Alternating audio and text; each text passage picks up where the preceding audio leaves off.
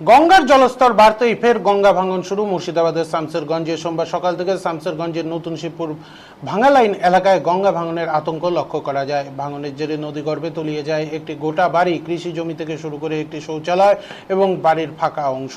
গঙ্গা ভাঙনের আতঙ্কে এলাকা ছেড়ে অন্যত্র পালাতে দেখা যায় গ্রামবাসীদের। বাড়িঘর ভাঙার পাশাপাশি বিভিন্ন সামগ্রী নিয়ে অন্যত্র ছুটে যান সাধারণ মানুষ।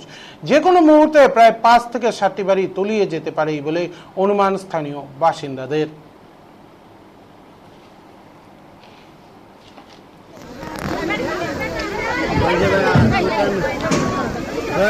পানি বানা শুনতে পারে না, জিনিস লাগবে, ডিল মেশিন লাগবে, বের করে দিন সব চকি চকি কাট ফাট।